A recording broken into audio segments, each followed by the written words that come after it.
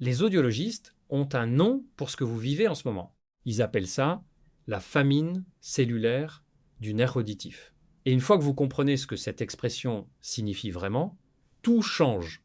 Dans 6 semaines, vous pourriez vous asseoir dans une pièce silencieuse, vraiment silencieuse. Ce bourdonnement qui vous suit depuis des mois, parfois des années, atténué ou disparu. Non pas grâce à un médicament, mais parce que vous avez enfin donné à votre nerf auditif ce dont il mourait de faim. Mais en ce moment, vous vous réveillez à 3 heures du matin et il est déjà là. Ce sifflement aigu, ce ronronnement sourd, ce cliquetis que vous seul entendez. Vous allumez un ventilateur pour le couvrir, vous dormez avec un bruit blanc. Voici ce que la plupart des gens dans votre situation n'ont jamais entendu dire. Il existe une erreur précise qui rendra tout ce que je vais vous montrer aujourd'hui totalement inutile. Je vous la révèle, mais pas tout de suite. D'abord, vous devez comprendre ce qui se passe réellement à l'intérieur de votre oreille. Je suis le docteur Nicolas Bernard et j'ai consacré plus de 20 ans à explorer le croisement entre nutrition et santé neurologique. Aujourd'hui, je vais vous présenter 8 facteurs spécifiques. Je les appelle les 8 silencieux, ces éléments que la recherche scientifique identifie comme capables de soutenir la capacité du nerf auditif à se protéger et à se régénérer. Ce n'est pas une solution miracle. Je veux être honnête avec vous. Mais pour la plupart des gens, les premiers vrais moments de silence, pas un silence total, mais un calme perceptible, significatif, arrivent quelque part entre la 3e et la 6e semaine d'une nutrition structurée et régulière. Commençons par le facteur où la majorité des gens sont déficients et celui qui cause peut être le plus de dégâts en ce moment même. Imaginez votre oreille interne comme une ville au bout du plus petit pipeline du monde. L'artère labyrinthique, le minuscule vaisseau sanguin qui irrigue votre cochlée, est si étroite que même de légères variations dans l'épaisseur du sang ou une inflammation localisée peuvent couper l'oxygène des cellules ciliées qui détectent le son. Et quand ces cellules sont privées d'oxygène, elles ne s'arrêtent pas simplement de fonctionner. Elles commencent à émettre des signaux erronés, des sons fantômes. Le zinc est le premier rempart antioxydant de votre oreille interne. Son rôle, neutraliser les radicaux libres, ces molécules instables qui attaquent les cellules ciliées de l'intérieur. Quand le taux de zinc chute, ces cellules s'oxydent, littéralement. Le stress oxydatif s'accumule, les membranes cellulaires s'affaiblissent et les cellules ciliées commencent à générer des signaux électriques aléatoires. Votre cerveau capte ces signaux et votre cerveau les interprète comme du son. Les meilleures sources alimentaires de zinc pour la santé auditive, les huîtres, les graines de courge et le bœuf nourri à l'herbe. 2 cuillères à soupe de graines de courge par jour vous apportent environ un tiers de votre apport journalier recommandé. Ajoutez-les au petit déjeuner, parsemez-en une salade ou mangez-les en collation. Si vous envisagez un complément, les formes les plus biodisponibles sont le zinc picolinate ou le zinc bisglycinate. La dose habituelle chez l'adulte se situe entre 25 et 40 mg par jour, mais consultez votre médecin, car un excès de zinc peut interférer avec l'absorption du cuivre, et c'est important.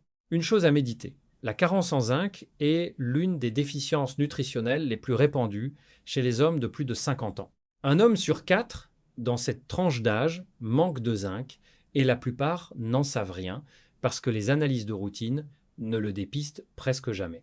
Vous êtes peu, être en carence depuis des années. Passons maintenant au nutriment qui est peu, être la cause directe du son que vous entendez en ce moment. Votre nerf auditif est enveloppé d'une gaine protectrice appelée la gaine de myéline. Imaginez-la comme l'isolant plastique autour d'un câble électrique. Quand cet isolant est intact, les signaux voyagent proprement de votre oreille jusqu'à votre cerveau. Quand il se détériore à cause d'une carence en B12, le câble est exposé. Et un câble exposé génère des étincelles, des courts-circuits, votre cerveau, qui tentent de donner un sens à ces signaux électriques erratiques, les interprètent comme du son. Ce qui rend la B12 particulièrement délicate dans le contexte des acouphènes, la plage normale sur une prise de sang standard n'est pas la même que la plage optimale pour la régénération nerveuse.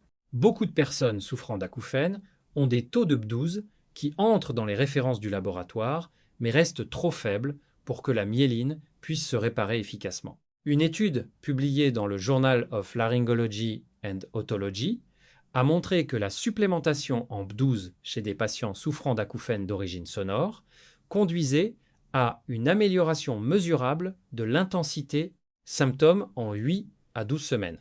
La forme la plus biodisponible est la méthylcobalamine, pas la cyanocobalamine, la version bon marché présente dans la plupart des multivitamines classiques. Si vous ne pouvez pas faire contrôler vos taux immédiatement, un complément sublingual de méthylcobalamine à 1000 microgrammes par jour est un point de départ raisonnable pour le soutien nerveux. Sources alimentaires, saumon sauvage, sardines, foie de bœuf, œufs.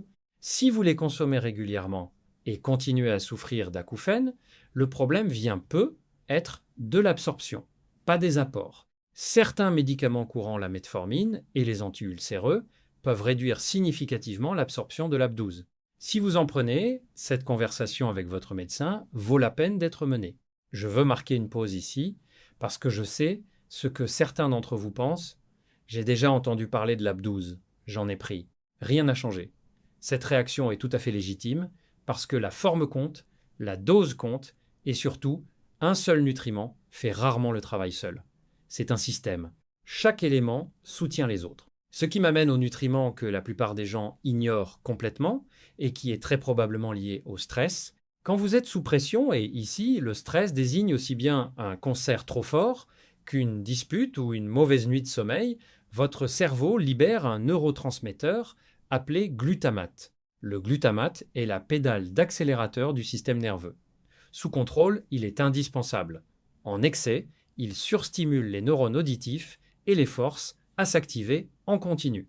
Le magnésium est littéralement la pédale de frein. Il bloque un récepteur spécifique dans le cerveau, le récepteur NMDA, qui est la cible principale de la surcharge en glutamate. Sans suffisamment de magnésium, le système auditif tourne à plein régime sans frein. Des recherches menées à l'Université du Michigan ont montré que la carence en magnésium amplifie significativement les dommages auditifs liés au bruit et que la supplémentation réduisait les symptômes d'acouphènes chez un pourcentage significatif de participants dans un essai contrôlé. Une question directe, et je suis sincèrement curieux, est-ce que vous remarquez que les acouphènes s'aggravent les jours où vous êtes plus stressé ou moins bien dormi? Écrivez oui ou non dans les commentaires. Le schéma que vous observez dans vos propres symptômes vous dira beaucoup sur la carence la plus pertinente dans votre cas. 2 excellentes sources alimentaires de magnésium, les légumes verts feuillus comme les épinards ou la bêta-carde, et le chocolat noir à au moins 70% de cacao. Une tasse d'épinards cuits apporte environ 40% de vos besoins journaliers. En complément, optez pour le magnésium glycinate ou le magnésium thréonate, ce dernier ayant l'avantage de traverser la barrière hémato-encéphalique, offrant un accès direct aux neurones auditifs hyperactifs. Dose standard, 300 à 400 mg le soir. Le soir, c'est important. Le magnésium améliore aussi significativement la qualité du sommeil. Et le sommeil, il se trouve, est le moment où le nerf auditif effectue l'essentiel de sa réparation active. 4 nutriments passés en revue. Voici maintenant celui que la plupart des gens rejettent d'emblée parce qu'ils l'associent aux os. La vitamine D3 fonctionne davantage comme une hormone que comme une vitamine. Elle active des récepteurs spécifiques dans tout le système nerveux, y compris dans la voie auditive, et régule directement les gènes responsables de la protection des cellules ciliées cochléaires contre les dommages oxydatifs.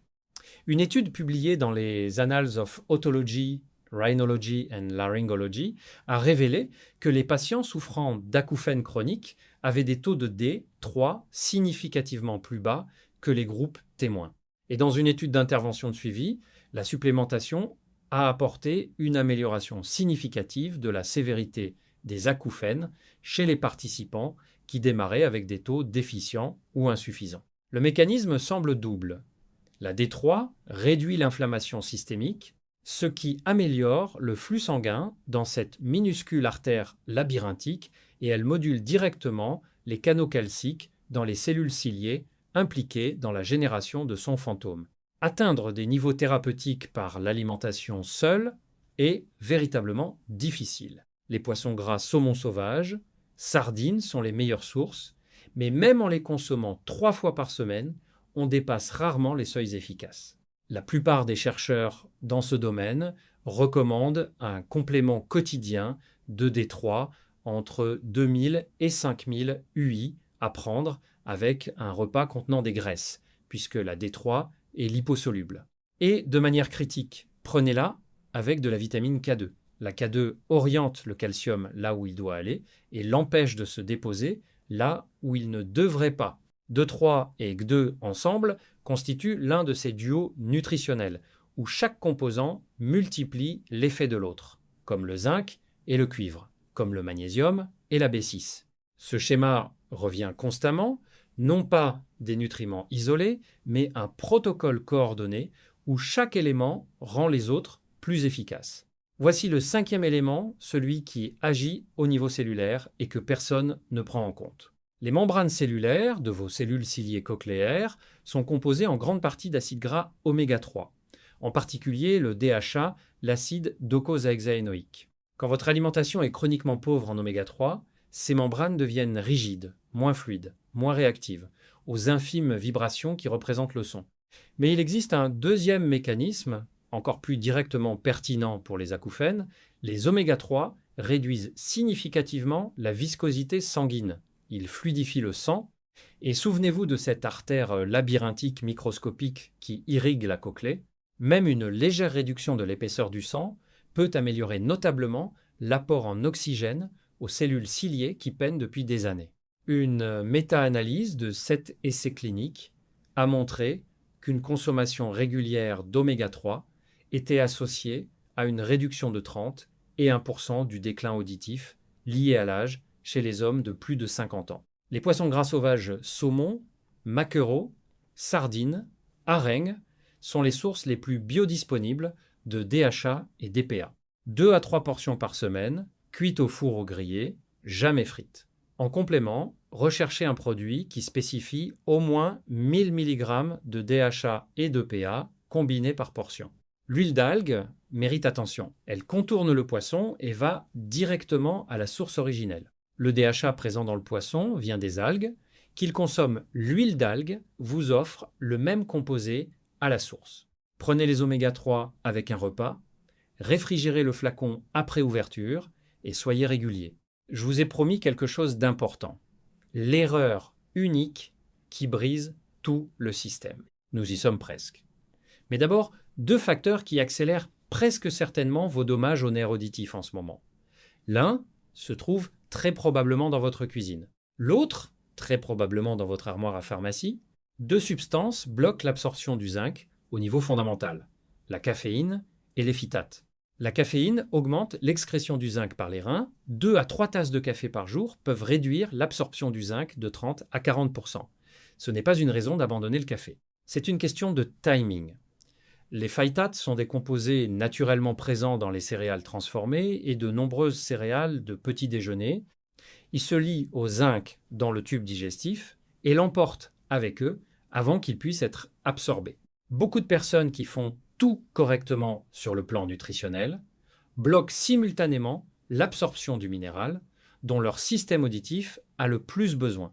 La solution est simple, séparez vos aliments riches en zinc ou vos compléments de zinc de votre café du matin d'au moins 90 minutes. Si vous mangez des flocons d'avoine chaque jour, les faire tremper une nuit réduit significativement leur teneur en phytate. Et prenez votre zinc le soir avec un repas, pas le matin. Maintenant, l'armoire à pharmacie. Certains médicaments courants sont classés comme ototoxiques. Ils peuvent endommager chimiquement les cellules ciliées de l'oreille interne. La substance ototoxique la plus consommée au monde est l'aspirine. Pas un comprimé occasionnel, mais une utilisation quotidienne régulière.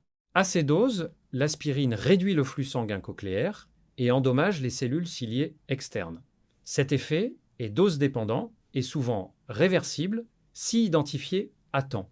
Mais pour quelqu'un qui prend de l'aspirine quotidiennement, l'effet cumulatif sur des mois ou des années mérite une conversation directe avec votre médecin.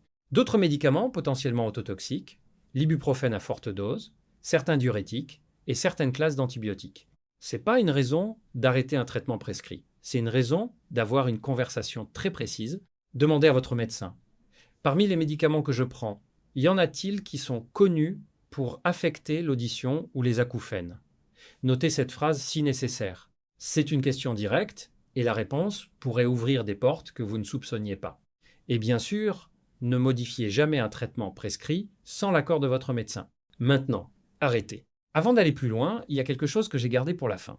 Pour environ la moitié d'entre vous, suivre tout ce que j'ai décrit produira des résultats perceptibles en 4 à 6 semaines.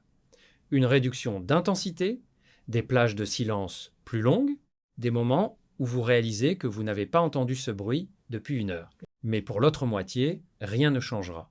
Non pas parce que les nutriments ne fonctionnent pas, mais à cause d'une erreur de séquençage qui efface les bénéfices avant qu'ils puissent s'accumuler. Voici l'erreur, tout commencer en même temps. Quand vous introduisez plusieurs nouveaux compléments simultanément, certaines combinaisons entrent directement en compétition pour l'absorption. Zinc et cuivre, fer et zinc, calcium et magnésium. Si vous les prenez tous ensemble, sans structure, vous obtenez une fraction des bénéfices que vous recevriez autrement. Voici le protocole qui fonctionne réellement. Semaine 1 et 2, zinc et magnésium uniquement. Laissez votre voie d'absorption basale se stabiliser avant d'ajouter quoi que ce soit d'autre. Semaine 3 et 4, ajoutez la B12 et la D3. Vos niveaux de zinc sont maintenant suffisants pour soutenir les processus enzymatiques qui rendent la conversion de B12 plus efficace. À partir de la semaine 5, ajoutez les oméga 3. À ce stade, vos membranes cellulaires sont prêtes à intégrer le DHA efficacement. Et tout au long, séparez tout de la caféine d'au moins 90 minutes. Maintenant, la boucle ouverte depuis le début de cette vidéo, la nuance qui, je vous ai dit, ferait tout échouer. C'est la régularité. Pas le protocole en lui-même, pas les compléments spécifiques. Ce qui fait échouer cette approche chez la plupart des gens, c'est d'arrêter après 2 semaines parce qu'ils n'ont pas observé de changement spectaculaire. Le nerf auditif se régénère lentement. La gaine de myéline, une fois qu'elle commence à se reconstruire, prend du temps. Les cellules ciliées cochléaires ne se transforment pas du jour au lendemain. Les recherches montrent systématiquement que les premiers vrais changements dans la sévérité des acouphènes apparaissent entre les semaines 3 et 6. C'est cette fenêtre, les semaines 1 à 3, où la majorité des gens abandonnent. N'abandonnez pas dans l'intervalle entre le début et les résultats. C'est dans cet intervalle que la réparation se produit. Avant de terminer, je veux vous donner quelque chose de concret. Un seul repas qui apporte les 5 nutriments essentiels en même temps. Je l'appelle le repas réparateur. Commencez avec du saumon sauvage, cuit au four, environ 150 G. Cela couvre vos oméga 3, votre D3 et une bonne partie de votre B12 pour la journée. Servez-le sur des épinards frais, assaisonnés d'huile d'olive et de jus de citron. Les épinards apportent le magnésium. L'huile d'olive fournit le gras nécessaire à l'absorption de la D3. Parsemez 2 cuillères à soupe de graines de courge crues par-dessus. Voilà votre zinc. Terminez avec du gingembre fraîchement râpé, pas en poudre, frais. Le gingembre contient des composés appelés gingérol et shogaol qui ont montré dans des études un soutien à la microcirculation, le flux sanguin dans les petits vaisseaux, potentiellement y compris l'artère labyrinthique elle-même. Un seul repas, 5 nutriments, 30 minutes de préparation. Voici ce que je veux que vous fassiez après cette vidéo. Premièrement, demandez un bilan B12 et D3 lors de votre prochain rendez-vous médical. Connaître votre point de départ réel change toute l'approche. Deuxièmement, commencez le zinc et le magnésium cette semaine, pas lundi prochain, cette semaine. Troisièmement, et c'est celui sur lequel j'insiste vraiment, revenez la semaine prochaine, parce que je vais aller en profondeur sur la façon de lire votre bilan B12. En particulier, la différence entre la plage de référence normale et la plage optimale pour la régénération nerveuse. Cette distinction à elle seule explique peut-être pourquoi rien n'a fonctionné pour vous jusqu'ici. Dernière chose, connaissez-vous votre taux actuel de vitamine D3 ? Si vous l'avez fait contrôler récemment, laissez votre chiffre dans les commentaires. Je suis sincèrement curieux de savoir combien d'entre vous se trouvent dans la zone déficiente. D'après les données disponibles, j'estime que c'est plus de la moitié. Si cette vidéo vous a été utile, un like aide à la faire parvenir à d'autres personnes qui se sont entendues dire qu'il n'y avait rien à faire contre leurs acouphènes. Il y a quelque chose. Ils méritent de le savoir. Je suis le docteur Nicolas Bernard. Prenez soin de votre audition et je vous retrouve dans la prochaine vidéo.